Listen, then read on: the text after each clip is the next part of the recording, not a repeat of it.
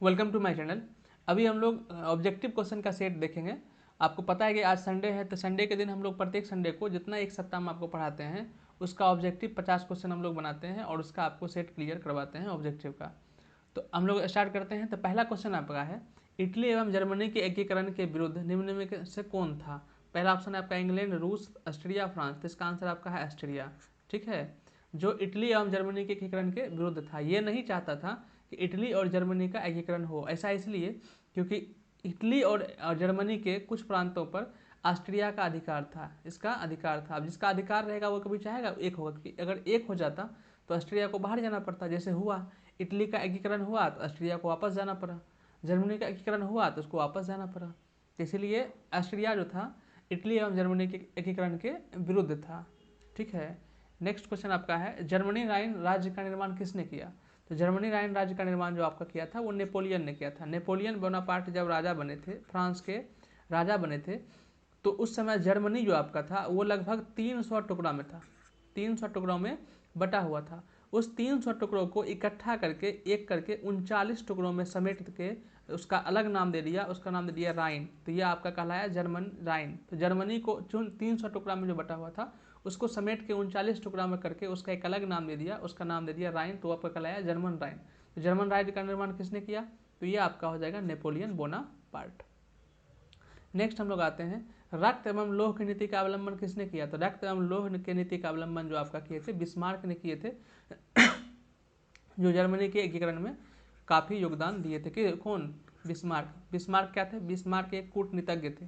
Bismarck एक कूटनीतिज्ञ थे। कभी कभी एग्जाम में पूछ लेता है कि बिस्मार्क कौन थे? बिस्मार्क एक कूटनीतिज्ञ थे। ठीक है, चलिए नेक्स्ट क्वेश्चन के ऊपर हम लोग आते हैं, फ्रैंकफर्ट की संधि कब हुई?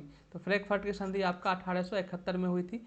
फ्रैंकफर्ट की संधि जो आपका हुआ था जर्मनी और फ्रांस के बीच हुआ था। जर्मनी और फ्रांस के बीच हुआ था फ्रैंकफर्ट की संधि 1871 ईस्वी में। ठीक है, फ्रांस को हराकर जर्मनी का जब एकीकरण हुआ था, फ्रांस को हराकर जर्मनी का जब एकीकरण हुआ था तो उसी समय एक संधि की गई थी, वही आपका कहलाता है फ्रैंकफर्ट की संधि। ये कब हुआ था? 1871 ईस्वी में हुआ था। इसमें आपका सेडॉन का युद्ध आप पढ़िएगा, सेडॉन का युद्ध जर्मनी का लास्ट एकीकरण के लिए बाधा था। ये आपका फ्रांस था, फ्रांस से लास्ट में युद्ध किया था ये। और फ्रांस ये युद्ध जब किया था 1870 ईस्वी में किया था। और 1870 में युद्ध के बाद ये युद्ध जीत गया जर्मनी, और युद्ध के बाद 1871 में संधि किया। उस संधि को हम लोग कहते हैं फ्रैंकफर्ट की संधि। युद्ध कब हुआ? 1870 में, जर्मनी का किसके साथ? फ्रांस के साथ। युद्ध के बाद एक संधि हुआ, उस संधि को कहते हैं फ्रैंकफर्ट की संधि। तो जो युद्ध हुआ 1870 में, संधि हुआ 71 में, इस संधि के बाद आपका जर्मनी का पूरी तरह से एकीकरण हो गया था। ठीक है, नेक्स्ट क्वेश्चन के ऊपर हम लोग आते हैं। अगला क्वेश्चन आपका है, एड्रिनोपोल की संधि कब हुई? एड्रिनोपोल की संधि जो आपका हुआ था 1829 में हुआ था। इससे एक क्वेश्चन और आता है कि एड्रिनोपोल की संधि किन दो देश के बीच हुई? तो आपका आंसर होगा रूस और तुर्की। रूस और तुर्की, एड्रिनोपोल की संधि हुआ था रूस और तुर्की के बीच हुआ था। ठीक है, नेक्स्ट अगला क्वेश्चन हम लोग देख लेते हैं, सेडॉन का युद्ध किसी किसके बीच हुआ? जस्ट आपको बोले हैं, सेडॉन का युद्ध जो हुआ था फ्रांस और जर्मनी के बीच हुआ था। फ्रांस और जर्मनी के बीच आपका हुआ था, लेकिन जर्मनी पूरा एक टुकड़ा में था नहीं, जर्मनी 39 टुकड़ा में था। 39 टुकड़ा में से सबसे बड़ा टुकड़ा जो था उसका नाम था परसा। ठीक है, तो कभी आपको जर्मनी फ्रांस ऑप्शन में नहीं देगा, तो आपको पक्का ऑप्शन में परसा और फ्रांस देगा, क्योंकि जर्मनी के सबसे बड़ा क्षेत्र कौन था? परसा, और परसा ही लड़ रहा था, इसीलिए इसका आपको ऑप्शन दे दिया परसा और फ्रांस। ये कब हुआ था सेडॉन का युद्ध? 1870 ईस्वी में। कौन जीता? तो इसमें आपका परसा जीत गया, और इसी युद्ध जीतने के बाद अभी जस्ट आपका क्वेश्चन हुआ था 1871 में फ्रैंकफर्ट की संधि हुई थी। इस संधि के बाद जर्मनी का एकीकरण कंप्लीट हो गया था। ठीक है, नेक्स्ट हम लोग करते हैं, यूरोप वासियों के लिए किस देश का साहित्य, ज्ञान, विज्ञान, प्रेरणा स्रोत रहा? तो इसका आंसर आपका है यूनान। तो यूरोप वासी जितना भी थे, उसको अगर किसी देश के साहित्य के बारे में जानकारी, अपने साहित्य के बारे में जानकारी लेना होता है या ज्ञान विज्ञान के बारे में जानकारी लेना था, तो वो किसकी तरफ देखते थे? यूनान की तरफ। तो यूनान से जानकारी प्राप्त करते थे। तो इसका आंसर आपका होगा यूनान, ध्यान रखिएगा। नेक्स्ट, सार्डिनिया पिडमाउंट कहाँ का शासक था? सार्डिनिया अलग साम्राज्य था और पिडमाउंट अलग साम्राज्य था। दोनों जो था कहाँ का था? इटली का साम्राज्य था। ठीक है, इटली कितने टुकड़ा में बटा हुआ था? 7 टुकड़ा में बटा हुआ था, जिसमें पहला आपका था सर्डिनिया, दूसरा था पिडमाउंट। इन दोनों पर जो अधिकार था आपका विक्टर एमेनुअल का था। किसका था? विक्टर एमेनुअल का था, विक्टर एमेनुअल, ठीक है, विक्टर एमेनुअल का था। ये आपका है विक्टर एमेनुअल, इस पर अधिकार था विक्टर एमेनुअल का। और इसका जो था प्रधानमंत्री, ये था आपका काउंट काबूर। विक्टर एमेनुअल का प्रधानमंत्री कौन था? काउंट काबूर, ठीक है। नेक्स्ट हम लोग आगे बढ़ते हैं। पर्सा का शासक कौन था? ठीक है, पर्सा का शासक जो आपका था विलियम प्रथम था। इसी विलियम प्रथम ये पर्सा का शासक था, और इन्होंने ही अपना प्रधानमंत्री किसको नियुक्त किया था? बिस्मार्क को। इन्होंने ही अपना प्रधानमंत्री बिस्मार्क को नियुक्त किया था। और विलियम प्रथम ने प्रधानमंत्री बिस्मार्क को कहा था कि आप उनको पूरा जर्मनी का एकीकरण मांगता है, और जर्मनी के एकीकरण बिस्मार्क किया भी, लोह एवं रक्त की नीति को अपनाकर। तो क्वेश्चन है पर्सा का शासक कौन था? तो पर्सा का शासक आपका था विलियम प्रथम। देखिए, नेपोलियन बोनापार्ट ये आपका फ्रांस है, ये भी फ्रांस से संबंधित है। विक्टर एमेनुअल अभी जस्ट पढ़ा है, ये इटली संबंधित है। ये कहाँ संबंधित है? इटली से। तो क्वेश्चन आपको पूछा है पर्सा। पर्सा बोले तो जर्मनी का सबसे बड़ा टुकड़ा। जर्मनी जो 39 टुकड़ा में बटा हुआ था, उसमें से सबसे बड़ा टुकड़ा जो था वो आपका पर्सा था, ठीक है। तो इसलिए जर्मनी ने देकर आपको पर्सा दे दिया, ठीक। नेक्स्ट अगला क्वेश्चन के ऊपर हम लोग आते हैं। पर्सा का शासक कौन था? ये तो अभी हो गया ना, दोबारा वही क्वेश्चन सेम आगे का। चलिए, ये क्वेश्चन आपका हो गया विलियम प्रथम। नेक्स्ट क्वेश्चन के ऊपर हम लोग आते हैं। भारत में बहुसंख्यक आबादी है। भारत जिस देश में हम लोग रहते हैं उसका नाम क्या है? इंडिया, भारत। भारत, इसमें सबसे अधिक जनसंख्या किसकी है? सबसे अधिक जनसंख्या आपका हिंदू का है। किसका है? हिंदू का है। तो हिंदू समुदाय की जनसंख्या सबसे अधिक है। तो सिंपल क्वेश्चन था। नेक्स्ट, भारतीय संविधान के अनुसार भारतवर्ष को घोषित किया गया है कैसा? हिंदू राज्य या धर्मनिरपेक्ष राज्य, बहुभाषी राज्य, धर्म सापेक्ष राज्य, बहुभाषी राज्य, धर्मनिरपेक्ष राज्य। इसका आंसर हुआ धर्मनिरपेक्ष राज्य। धर्मनिरपेक्ष का मतलब ये होता है कि संविधान सभी धर्म को एक समान मानती है, किसी भी धर्म को संवैधानिक अधिकार प्राप्त नहीं होना।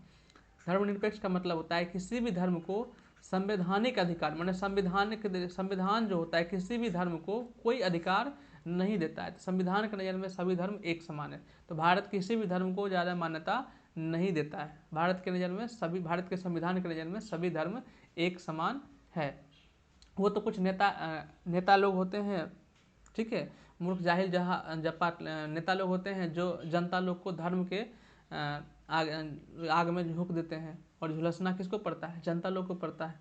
धर्म के तो संविधान शुरू से ही संविधान में है कि भारत में किसी भी धर्म को ज़्यादा मान्यता नहीं देगा, चाहे आप हिंदू हो, मुस्लिम हो, सिख हो, ईसाई हो, जैन हो, बौद्ध हो, आप संविधान के नज़र में आप हमेशा एक समान हो, ठीक है।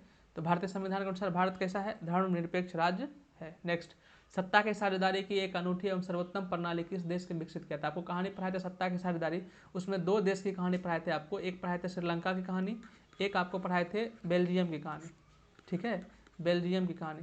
बेल्जियम इतना अच्छा यूरोप में सत्ता की साझेदारी किया कि वहाँ पे कोई समस्या उत्पन्न नहीं हुआ। श्रीलंका सत्ता की साझेदारी नहीं किया, सिर्फ सिहली वाले को ऊपर ध्यान दिया, तो यहाँ गृह युद्ध जैसी समस्या उत्पन्न हो गई थी। तो इसका आंसर आपका क्या होगा? बेल्जियम।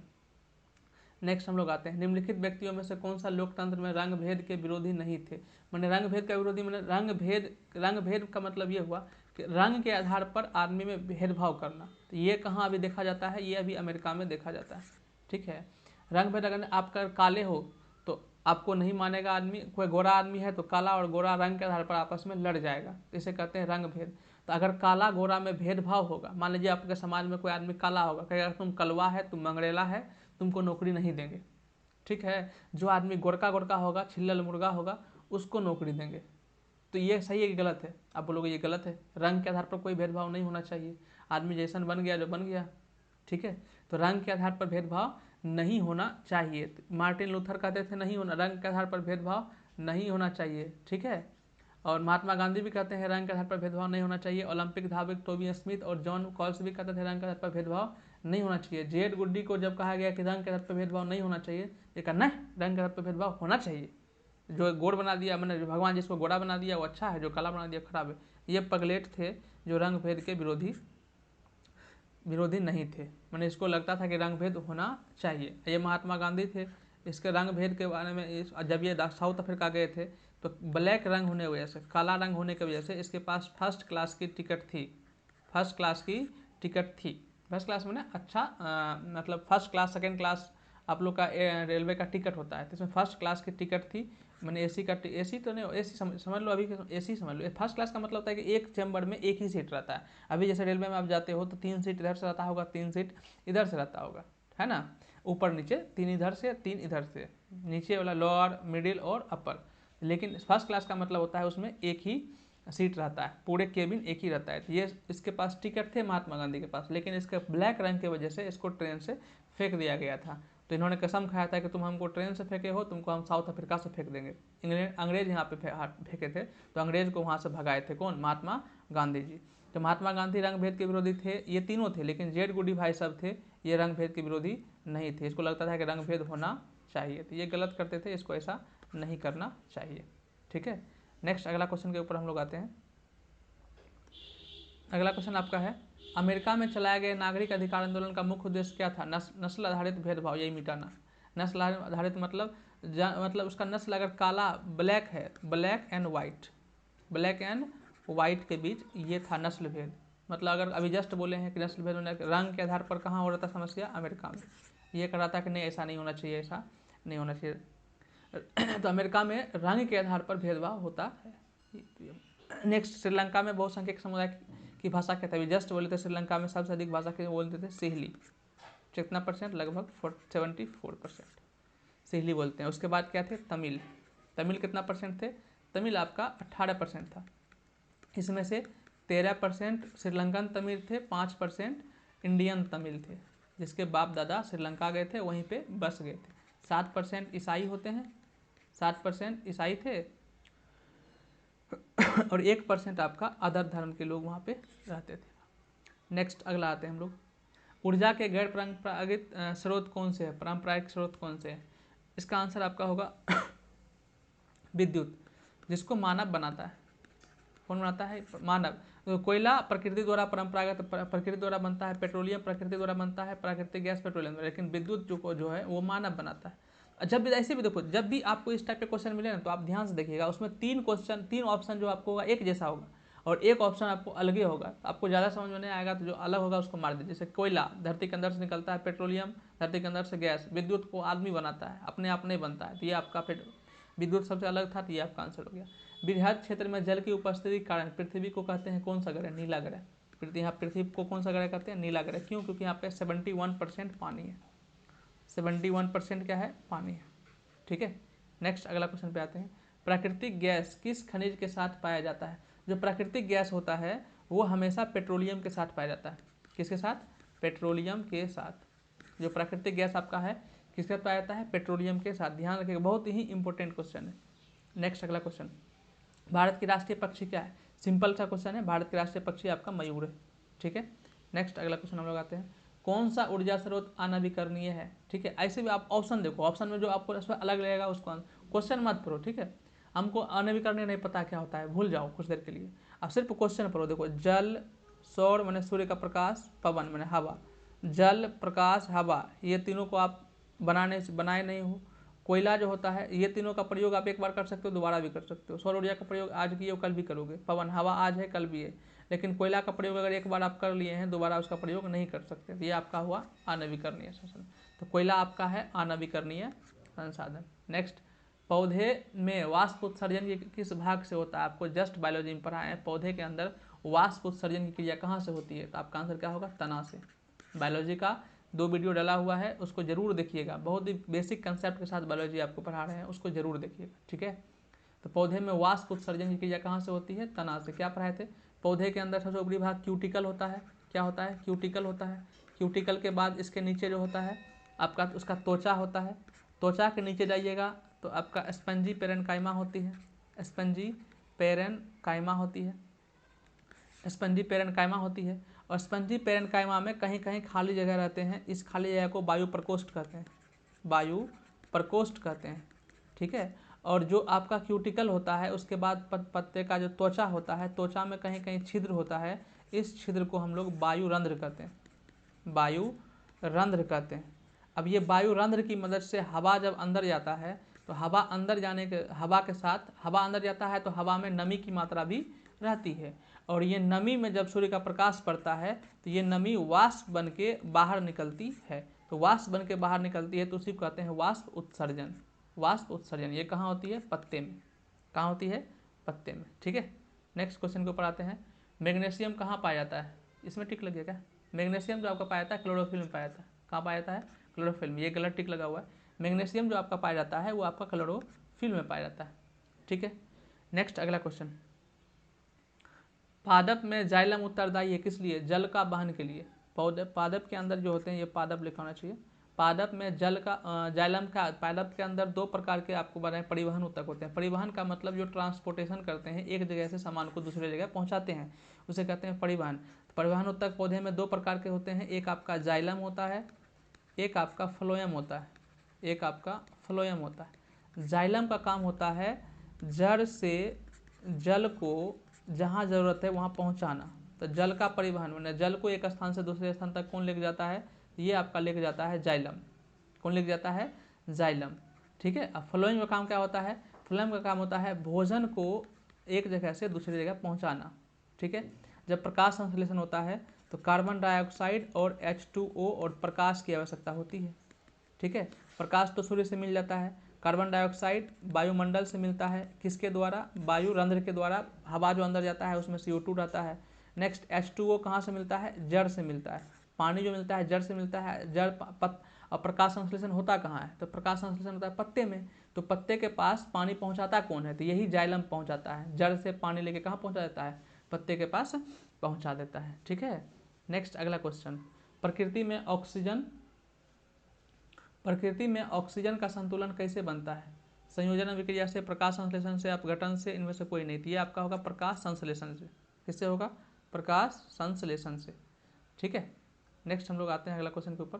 प्रकृति में ऑक्सीजन का संतुलन कैसे बनता है? संयोजन से, प्रकाश संश्लेषण से और अपघटन से, इनमें से कोई नहीं। प्रकाश संश्लेषण से। ऑक्सीजन जो हम लोग यूज करते हैं वो बाहर निकलता है, वो बाहर ऑक्सीजन जो हम लोग सांस के रूप में अंदर लेते हैं, तो ये ऑक्सीजन हमको देता कौन है?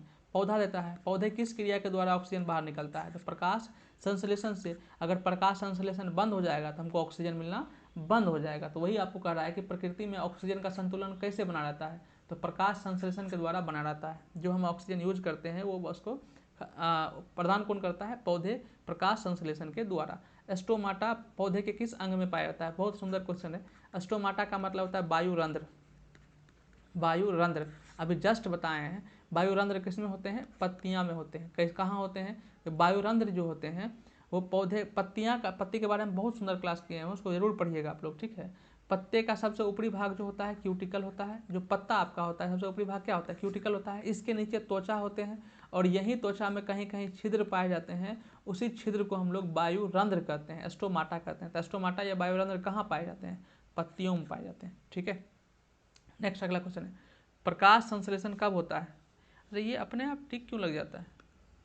प्रकाश संश्लेषण कहाँ होता है? तो प्रकाश संश्लेषण जो आपका होता है वो प्रकाश संश्लेषण आपका होता है दिन में होता है कि रात में होता है? कि रात दिन दोनों होता है कि सुबह होता है? क्वेश्चन है प्रकाश संश्लेषण कब होता है? दिन में होता है कि रात में होता है? कि रात दिन दोनों होता है कि सुबह होता है, सुबह शाम होता है? तो प्रकाश संश्लेषण के लिए देखिए, प्रकाश संश्लेषण के लिए क्या क्या चाहिए? प्रकाश संश्लेषण के लिए CO2 चाहिए, प्रकाश संश्लेषण के लिए H2O चाहिए और प्रकाश संश्लेषण के लिए सूर्य का प्रकाश चाहिए। प्रकाश चाहिए। ये प्रकाश आपको कब मिलेगा? रात में मिलेगा? तो आप बोलोगे नहीं, तो रात में तो हो नहीं सकता है। दिन में मिलेगा? तो आप बोलोगे बिल्कुल दिन में मिलेगा। तो प्रकाश संश्लेषण जो होता है दिन में होता है। क्वेश्चन आएगा प्रकाश संश्लेषण कब होता है? तो प्रकाश संश्लेषण दिन में होता है। अगला है, प्रकाश संश्लेषण क्रिया में ऑक्सीजन बाहर निकलता है किससे? ऑक्सीजन का जो निर्माण होता है प्रकाश संश्लेषण कैसे होता है? CO2 से होता है, H2O से होता है, फिर इसमें सनलाइट पड़ता है, सूर्य का प्रकाश पड़ता है, उसके बाद ये बनता है C6H12O6 प्लस O2। ये जो ऑक्सीजन बना, ऑक्सीजन बन के बाहर निकला, ये ऑक्सीजन किससे बना है? ये ऑक्सीजन H2O से बना है या ये ऑक्सीजन CO2 से बना है? तो ये ऑक्सीजन जो बनता है वो H2O से बनता है। तो आपका क्वेश्चन है प्रकाश संश्लेषण क्रिया में ऑक्सीजन जो बाहर निकलता है कि ये ऑक्सीजन किससे बनता है? तो ये जल से बनता है, H2O से बनता है, जल से बनता है। अगला है, स्वपोषी पोषण के लिए आवश्यक क्या है?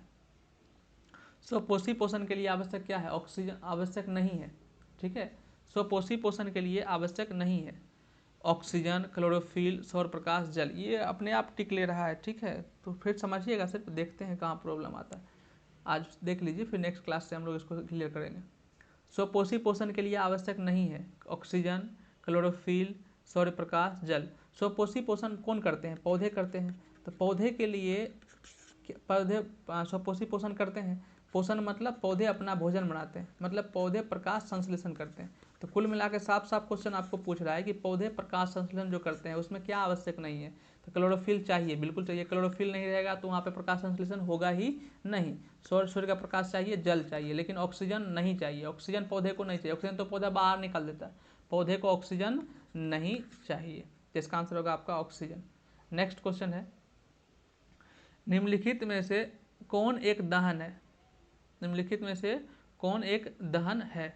ठीक है, जल का दहन मतलब होता है जो जलकर उष्मा एवं प्रकाश उत्पन्न करता है, जो जलकर उष्मा एवं प्रकाश उत्पन्न करता है, हीट भी उत्पन्न करे और लाइट भी उत्पन्न करे, तो वो आपका दहन है। देखिए, जल का उबलना, जल जब उबलता है तो उसमें हीट होता है लेकिन उसमें लाइट नहीं होता है, तो ये तो आपका आंसर नहीं होगा, ये आपका आंसर नहीं होगा। नेक्स्ट, मोम का पिघलना। मोम जो पिघलता है उसमें भी आपका हीट होता है लेकिन लाइट नहीं होता है। पेट्रोल का जलना, पेट्रोल जब जलता है तो उसमें हीट भी होता है और लाइट भी होता है, तो इसका आंसर आपका होगा पेट्रोल का जलना। क्या होगा? पेट्रोल का जलना। क्लियर? चलिए नेक्स्ट हम लोग अगला क्वेश्चन पे आते हैं। अगला क्वेश्चन आपका है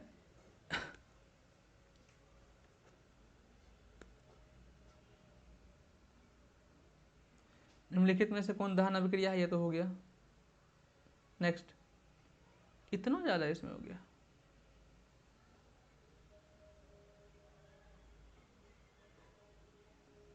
नेक्स्ट समझिए, निम्नलिखित समीकरण H2 + Cl2 2HCl किस प्रकार की अभिक्रिया है?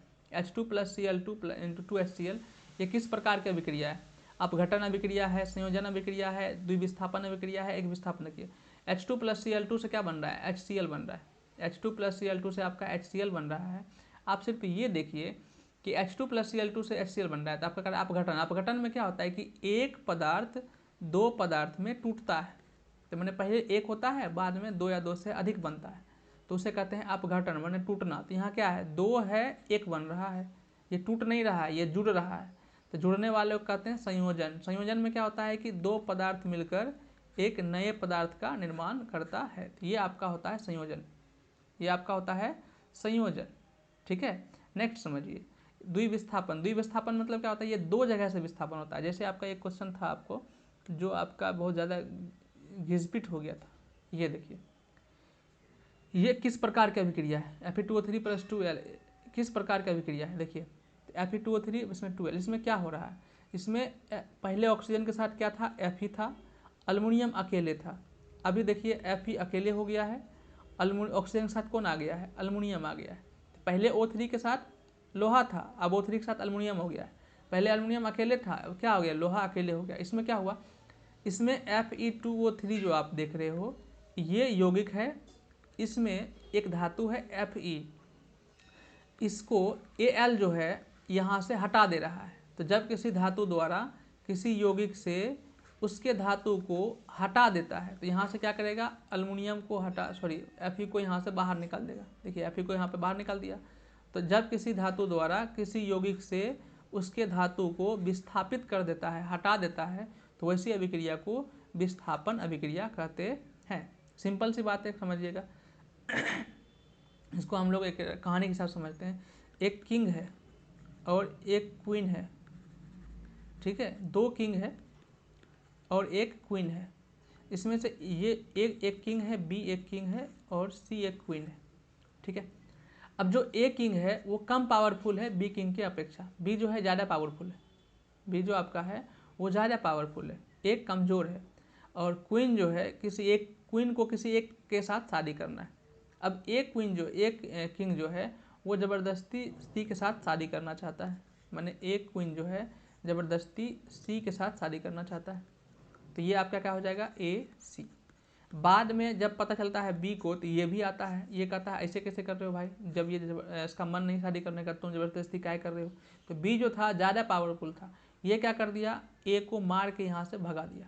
तो ए को ज़्यादा पावरफुल था बी, इसीलिए ए को मार के भगा दिया। तो अब क्वीन किसके साथ रहेगा? तो आप बोलोगे क्वीन रहेगा बी के साथ, और ए को मार के भगा दिया, कम पावरफुल था तो मार के भगा दिया। तो यही आपका है विस्थापन। इसमें क्या हुआ? इसमें हुआ कि शक्तिशाली राजा द्वारा किसी कम शक्तिशाली राजा को उसके रानी से हटा देता है, तो वही आपका हो गया विस्थापन अभिक्रिया। तो राजा के बदले में आप धातु लगा दो। जब अधिक अभिक्रियाशील धातु किसी यौगिक से कम अभिक्रियाशील धातु को विस्थापित कर देता है तो उसे हम लोग कहते हैं विस्थापन अभिक्रिया। क्लियर? चलिए नेक्स्ट समझते हैं। यहाँ पे जो आपका था H2 plus Cl2, H2 plus Cl2, ठीक है, ये H2 प्लस Cl2 अभी जस्ट बोले किस प्रकार का अभिक्रिया है, ये आपका संयोजन अभिक्रिया था, ये आपका संयोजन अभिक्रिया था। नेक्स्ट हम लोग आते हैं H2O, ठीक है।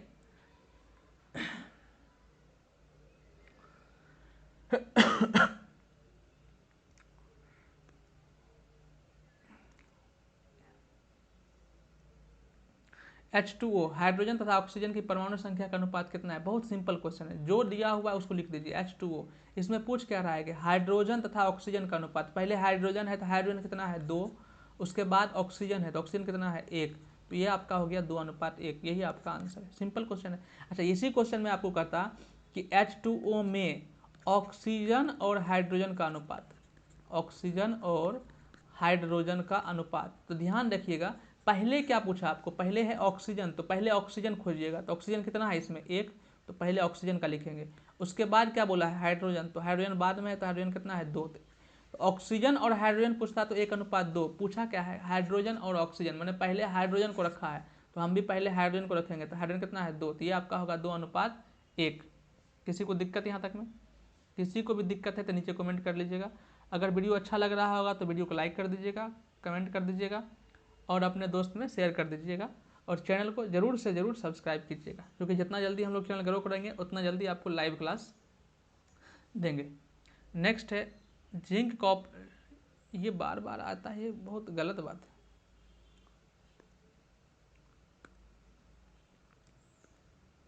कहता जिंक तथा लेड की अपेक्षा, जिंक लेड की अपेक्षा, यहाँ पे क्वेश्चन हटना चाहिए।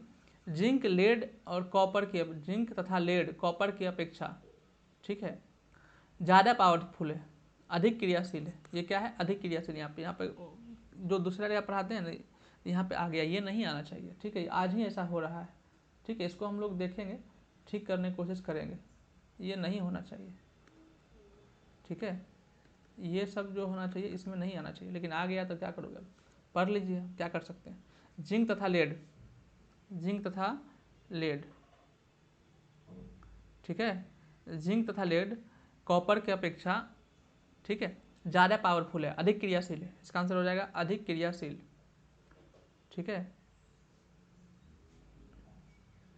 नेक्स्ट है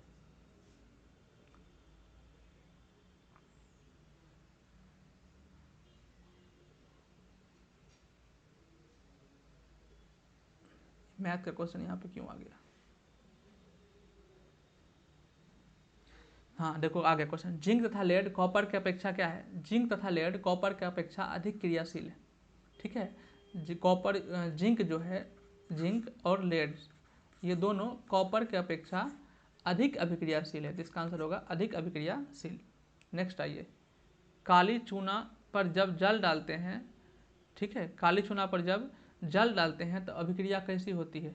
काली चूना पर जब जल डालते हैं, ठीक है, काली चूना पर जब जल डालते हैं तो उसमें से उष्मा बाहर निकलने लगती है, तो उष्मा जब बाहर निकलती है तो उसे कहते हैं उष्मा क्षेपीय अभिक्रिया, तो ये आपका हो जाएगा उष्मा क्षेपीय अभिक्रिया।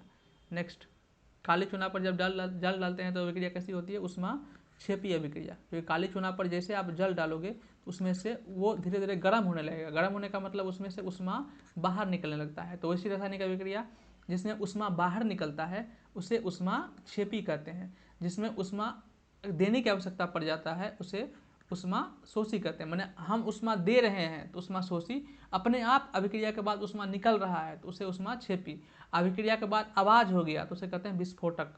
क्या कहते हैं? विस्फोटक। नेक्स्ट है, समतल दर्पण द्वारा बना प्रतिबिंब कैसा होता है? ठीक है, एक दर्पण है जिसका नाम है समतल दर्पण, ठीक है, समतल दर्पण द्वारा बना प्रतिबिंब कैसा होता है? समतल दर्पण द्वारा बना प्रतिबिंब कैसा होता है? तो ये आपका आंसर है वास्तविक काल्पनिक दोनों, इनमें से कोई नहीं। तो समतल दर्पण में जो प्रतिबिंब बनता है, हमेशा ध्यान रखिएगा, समतल दर्पण में जो प्रतिबिंब बनता है हमेशा हमेशा काल्पनिक बनता है। 3 दर्पण आप लोग पढ़िएगा, समतल, बहुत ही इंपॉर्टेंट क्वेश्चन दर्पण का ध्यान समझिएगा, बहुत ही इंपॉर्टेंट क्वेश्चन दर्पण का बनता है और वहाँ से एग्जाम में एक क्वेश्चन रहता ही रहता है। समतल, अवतल और उत्तल, ये 3 दर्पण आपका होता है। समतल दर्पण में हमेशा काल्पनिक प्रतिबिंब बनता है, उत्तल दर्पण में भी हमेशा काल्पनिक प्रतिबिंब ही बनता है। अवतल दर्पण में काल्पनिक और आभासी काल्पनिक और वास्तविक दोनों बनता है। काल्पनिक कहीं आभासी कहते हैं, ध्यान रखिएगा। वास्तविक और काल्पनिक दोनों प्रतिबिंब जो बनता है, वास्तविक और काल्पनिक, ये दोनों प्रतिबिंब जो बनता है वो केवल और केवल अवतल दर्पण में बनता है। तो क्वेश्चन आप घुमा कर आपसे पूछेगा ऐसा कौन सा दर्पण है जिसमें वास्तविक प्रतिबिंब बनता है। ध्यान समझिएगा, वास्तविक। तो अभी आपको क्या बोले हैं कि समतल में हमेशा काल्पनिक बनता है, वास्तविक तो बनता नहीं। उत्तल में भी हमेशा काल्पनिक ही बनता है। एक ही दर्पण ऐसा है अवतल जिसमें आपका वास्तविक प्रतिबिंब बनता है। तो वास्तविक प्रतिबिंब एक ही दर्पण में बनता है, किसमें? अवतल में। ठीक है। बाकी अवतल में भी आभासी बनता है, अवतल में वास्तविक आभासी दोनों बनता है। ठीक है। तो इसका वीडियो आपको फिजिक्स का डाला हुआ होगा, उसको देखिएगा जरूर, तो आपका मिरर क्लियर हो जाएगा। यहाँ से क्वेश्चन बहुत बनता है, बहुत आपको कन्फ्यूजन होगा, तो कन्फ्यूजन नहीं करना है। ठीक है। समतल दर्पण में वस्तु का प्रतिबिंब हमेशा बराबर बनता है, उत्तल दर्पण में वस्तु का प्रतिबिंब हमेशा छोटा बनता है, अवतल दर्पण में वस्तु का प्रतिबिंब छोटा भी बनता है, बराबर भी बनता है और बड़ा भी बनता है। तो अभी आपको क्वेश्चन अगर पूछे ऐसा कौन सा दर्पण में जिसे वस्तु का प्रतिबिंब बड़ा बनता है, देखो तो समतल में तो बराबरे बनता है, उत्तल में छोटे बनता है, एक अवतले दर्पण में जैसे वस्तु का प्रतिबिंब बड़ा बनता है। तो बहुत सिंपल क्वेश्चन है, ध्यान से इसको समझिएगा। तो ठीक है। नेक्स्ट है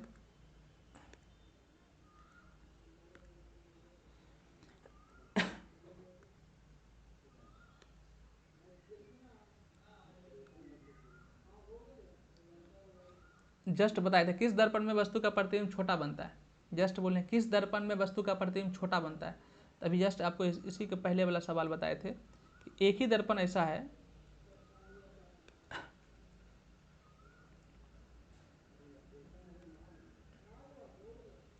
समतल दर्पण में कैसा प्रतिबिंब बनता है, आपका काल्पनिक बनता है। नेक्स्ट अभी देखिए किस दर्पण में वस्तु छोटा प्रतिबिंब बनता है। तो एक ही दर्पण ऐसा है जिसमें वस्तु का प्रतिबिंब छोटा बनता है, बताइए कौन। समतल में वस्तु का प्रतिबिंब तो बराबरे बनता है, जितना बड़ा वस्तु उतना बड़ा प्रतिबिंब। उत्तल दर्पण अवतल दर्पण में वस्तु का प्रतिबिंब जो होता है बराबर भी बनता है, छोटा भी बनता है और बड़ा भी बनता है।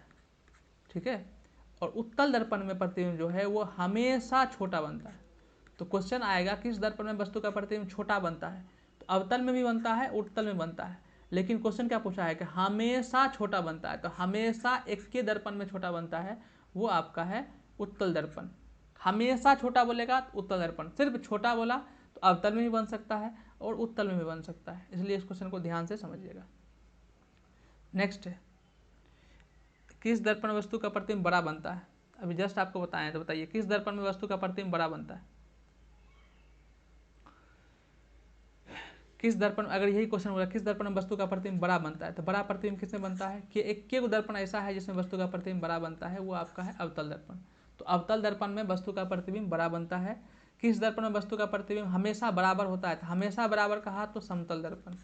ठीक है। वैसे बराबर तो आपका 2 दर्पण में बनता है, अवतल में भी बनता है और समतल में बनता है, लेकिन हमेशा बराबर समतल में बनता है। अवतल में कभी बराबर बनता है, कभी बराबर नहीं। जब वक्रता केंद्र पर होता है तो बराबर बनता है, नहीं तो बराबर नहीं बनता है।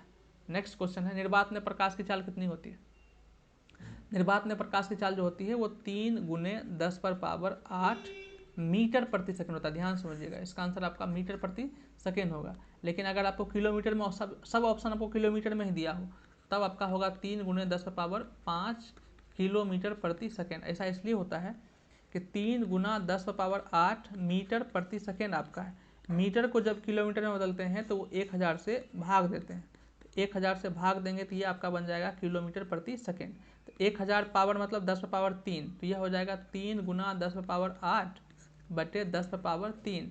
तो ऊपर में पावर 8, नीचे में पावर 3, तो भाग में पावर घटता है, तो ये आपका हो जाएगा 3 × 10⁻5 किलोमीटर प्रति सेकंड। इसी को बोलते हैं 3 लाख। 10⁻5 का मतलब लाख होता है, 3 लाख किलोमीटर प्रति सेकंड। तो ध्यान से क्वेश्चन समझिए, क्वेश्चन पूछ क्या रहा है। तो क्वेश्चन पूछ रहा है अगर किलोमीटर में आंसर ऑप्शन देगा तो किलोमीटर में 10⁻5 देखना है, अगर मीटर प्रति सेकंड में देगा तो आपको 10⁻8 देखना है। यहाँ पे मीटर में दिया है तो 3 × 10⁸ पावर 8 मीटर प्रति सेकेंड। नेक्स्ट अगला क्वेश्चन आपका है, the pace for living written by, the pace for living जो आपका कहानी है वो किसने लिखा है? ठीक है, द पेस फॉर लिविंग जो आपका क्या बोलते हैं आपका पहला निबंध है, ये किसने लिखा है? इंग्लिश का पहला क्वेश्चन आपका है, इंग्लिश भी आपको पढ़ाया गया है। जो पहला वीडियो नहीं देखे इंग्लिश का वो देख लीजिएगा ताकि आपको समझ में आ जाए। तो इंग्लिश का पहला चैप्टर आपका है द पेस फॉर लिविंग, इसका लेखक कौन है? तो क्वेश्चन पूछ रहा है the pace for living is written by, कौन थे इसका लेखक? इसका लेखक थे R.C. Hutchinson, R.C.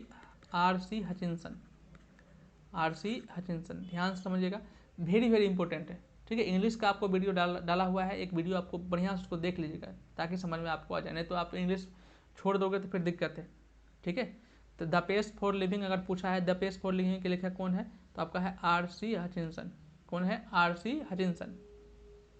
अगला है in the pace for living the writer capture the agony of डैशमैन। जो द पेस फॉर लिविंग जो आपका क्या बोलते हैं चैप्टर है, उसमें राइटर जो है किस व्यक्ति के बारे में चर्चा करते हैं? तो वो मॉडर्न मैन के बारे में चर्चा करते हैं, तो ये आपका हो जाएगा मॉडर्न मैन। किसके बारे में चर्चा करता है? मॉडर्न मैन का, तो ये आपका हो जाएगा मॉडर्न मैन। नेक्स्ट क्वेश्चन आता है, ये तो हो गया। नेक्स्ट क्वेश्चन है the main character in the play, जो आपका द पेस फॉर लिविंग है उसमें जो मेन कैरेक्टर है कौन प्ले करता है? Which the author saw was, जो मेन कैरेक्टर जो था और जो प्ले कर रहा था वो क्या, कौन सा काम करते थे, वो कैसे थे और क्या काम करते थे? तो वो जो थे एल्डरली थे, बूढ़े थे, और कॉर्न मर्चेंट मैंने मक्का के व्यापारी थे। कैसे थे? बूढ़े थे। ये आपका होगा एल्डरली। क्या हो जाएगा? एल्डरली। इसलिए जो आपको पढ़ाया गया है क्वेश्चन तो उसको ध्यान से देखिएगा ताकि आपको कोई दिक्कत नहीं हो, नहीं तो आप बौखते रह जाइएगा। क्वेश्चन बहुत सुंदर क्वेश्चन इंग्लिश में आता है, तो ध्यान से उसको समझते रहिएगा। ठीक है, नेक्स्ट क्वेश्चन आपका है, इंग्लिश 3 क्वेश्चन ही लिए थे हम लोग। इंग्लिश क्लियर हो गया होगा। इंग्लिश में किसी को दिक्कत है तो बताइएगा, बुक नहीं पढ़िएगा तो दिक्कत होगा ही होगा। ठीक है, अगला आपका मैथ का क्वेश्चन 10 है, उसको हम लोग देख लेते हैं। ठीक है, क्वेश्चन यदि दो संख्या का गुणनफल इतना हो, दो संख्या, एक पहली संख्या मान लेते हैं ए और दूसरी संख्या मान लेते हैं बी, उसका गुणनफल आपका है 2166, तो उसका मौसो आपका 19 है, HCF आपका 19 है, तो कहता है बताइए उसका LCM कितना होगा? तो LCM बराबर आप क्या होता है, पढ़ाए थे आपको, LCM बराबर होता है पहली संख्या गुना दूसरी संख्या बटे HCF। पहली संख्या गुना दूसरी संख्या का मान ही आपको दे दिया है 2166 और HCF का मान कितना दिया है 19 से इसको काट दीजिए, वो आपका आंसर है। एक बार में कट जाएगा एक, तो पहला अंक आपका ऑप्शन में 1 होना चाहिए, इसमें पहला ऑप्शन आपका एक नहीं है, तो यह गलत है। पहला ऑप्शन 1 नहीं है तो ये गलत है। देखिए पहला ऑप्शन इसमें 1 दिया हुआ, तो ये आपका आंसर हो सकता है, लेकिन कन्फ्यूजन करने के लिए इनमें से कोई नहीं भी दिया है तो हमको और मान निकालना पड़ेगा। 19 से इसमें भाग दीजिएगा कितना आएगा? 1 आएगा। फिर 2 से बचेगा, 2 से 26 हो जाएगा। फिर 1 से भाग दीजिएगा तो 19 हो जाएगा, 6 से बचेगा 17, 100 आपका हो जाएगा 76, 19 176, 19 हो जाएगा, शेष आपका बचेगा 7, 7 बचा 76, तो ये आपका आ जाएगा 1976, तो ये आपका आ गया 114। सिंपल सा क्वेश्चन है, दो संख्या गुणनफल आपको 2166 मैंने ए गुना बी का आपका मान दिया है, और इसमें दो संख्या गुणनफल में अगर HCF से भाग देते हैं तो LCM निकलता है, और दो संख्या गुणनफल में अगर LCM से भाग देते हैं तो आपका HCF निकलता है। सिंपल सा क्वेश्चन है। ठीक है, नेक्स्ट हम लोग अगला क्वेश्चन को देखते हैं।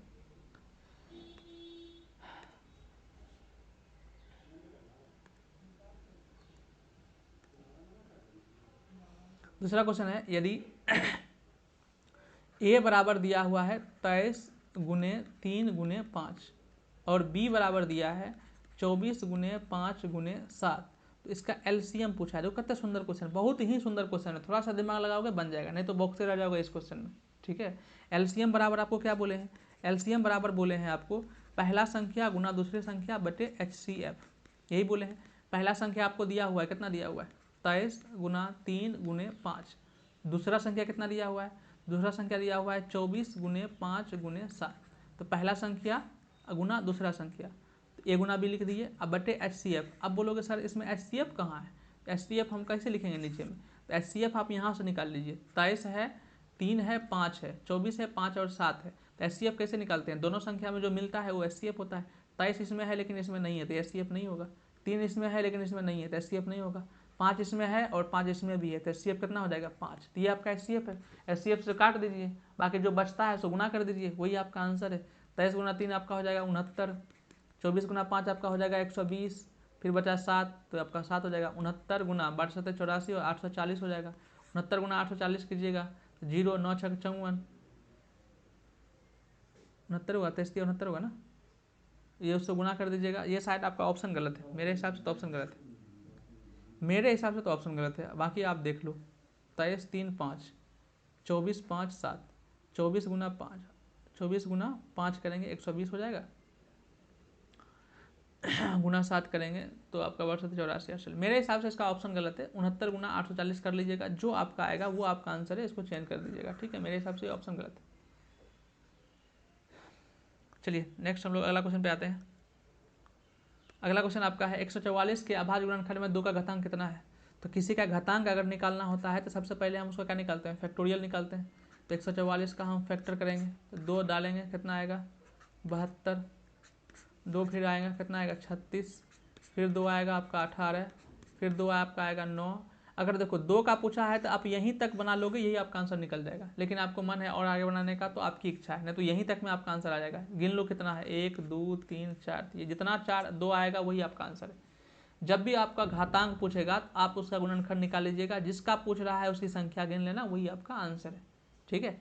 ऐसे इसका रूल कैसे बनाने का है, तो रूल बनाने का ये है कि फिर 9 को लिखेंगे 3 गुना 3, तो फिर 144 को लिखेंगे हम लोग कि 2 गुने 2 गुने 2 गुने 2 गुने 3 गुने 3, फिर इसको लिखते हैं 144 को लिखते हैं 2 गुना में पावर जुड़ता है तो एक एक यहाँ भी है यहाँ भी है, सबका पावर 1 है तो सबका पावर जुड़ जाएगा, 2 पर पावर 4 हो जाएगा, और 3 यहाँ भी एक यहाँ भी है, 3 पर पावर 2 हो जाएगा, तो यह होगा 2 पर पावर 4। तो यही आपका पूछ रहा है 2 का घातांक कितना होगा, 2 का घातांक कितना है 4, तो यही आपका आंसर है। कुछ नहीं, आपको सिर्फ घुमा के पूछ दिया, ज़्यादा घबराने वाली बात नहीं है। नेक्स्ट, निम्नलिखित में से कौन सी अपरिमेय संख्या है। तो रूट 17 अपरिमेय है, बिल्कुल है। रूट 100 अपरिमेय है, नहीं है। रूट 100 का वर्गमूल आपका निकल जाता है 10, तो 10 एक आपका परिमेय संख्या है, क्योंकि इसको p/q के रूप में लिख सकते हैं। रूट 4 का भी वर्गमूल आप निकाल सकते हो 2, ये भी आपका नहीं है।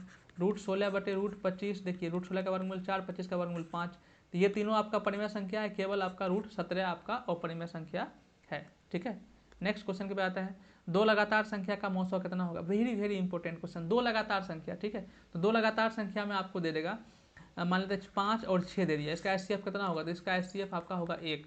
7 8 बोलेंगे तो इसका HCF 1। 9 10 बोले तो इसका भी HCF 1। हम क्या देख रहे हैं कि जो भी संख्या लगातार ले रहे हैं, जैसे 12 13 लिए तो इसका HCF 1।